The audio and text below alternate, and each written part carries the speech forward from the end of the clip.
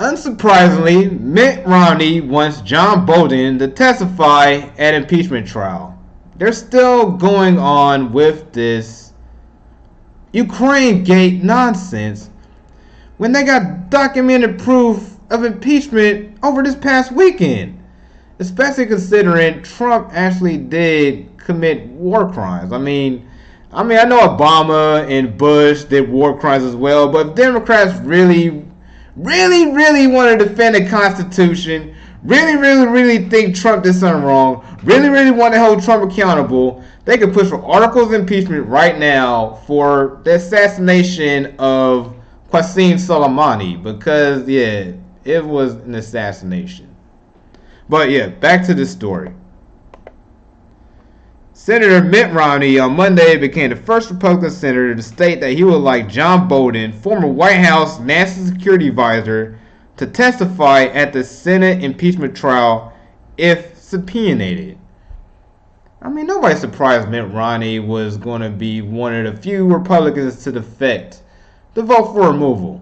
Not only him, but there's two other GOP senators that the left puts a lot of pressure on, Susan Collins and Lisa Murkowski. If y'all remember the whole Kavanaugh deal, the left-wing organizations put a lot of pressure on those two to vote against Kavanaugh, but they did anyways. I mean, pretty much Murkowski is really just a Democrat, and Collins is like whatever, you know what I'm saying? She's basically like a moderate liberal, really. I mean, she's not really conservative like the rest of the GOP.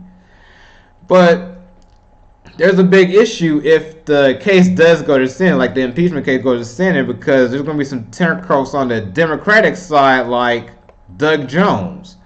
Like, that guy is one of the luckiest men in politics right now. I mean, Alabama is deep red. It is the reddest of red, and he managed to barely squeak by against the guy accused to be a pedophile, Roy Moore. He's very lucky to get his seat, and I'm pretty sure he doesn't want to lose that seat in 2020, so he's going to turn against the Democrats and most likely vote against. And the one guy who will definitely vote against impeachment is New Year, Joe Manchin. Do you? A guy who's basically a Democrat in name only. I mean, the guy is right-wing. The guy is really a moderate Republican who supports Obamacare. That's what Joe Manchin is. I mean, yeah, that's the big problem with the Democratic Big Tent. Pretty much, you got folks like AOC to the far left, and you got cats like Joe Manchin, who's pretty damn right. He is far right. I mean, seriously, like, those two have very little in common, which is why this whole Ukrainegate impeachment thing is just a big ass waste of time. Here's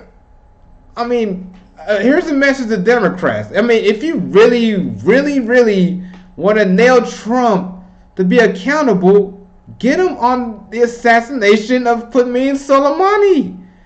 You got documented proof of what he did, and not even Russia supported the assassination of Qasem Soleimani.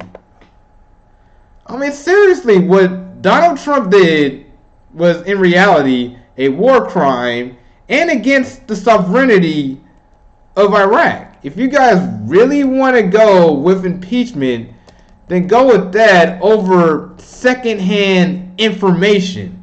If you saw that impeachment trial, most of it was like, well, I heard from this guy, that I heard from this guy, that I heard from this guy, that I heard from this guy.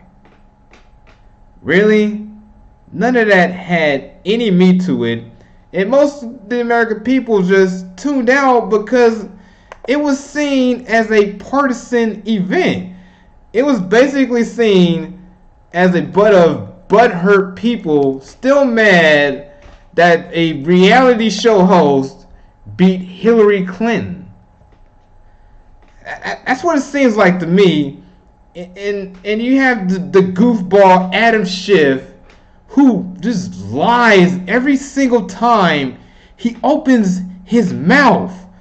Like, none of it has any credibility to people outside of your bubble.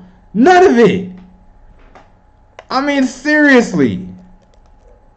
I could just play you a clip of that House member Mike Turner from Ohio questioningly silent. That just basically just blows up the whole impeachment narrative. Because it was silence presumption that Trump did a quid pro quo on Joe Biden. I mean, seriously. This just busted the whole Ukrainegate shifts whole narrative. Is Donald Trump your friend? No, we're not friends. Do you like the president? Yes. Okay. Well, you know, after you testified, Chairman Schiff ran out and gave a press conference and said he gets to impeach the President of the United States because of your testimony. And if you pull up CNN today, right now, their banner says Sondland ties Trump to withholding aid.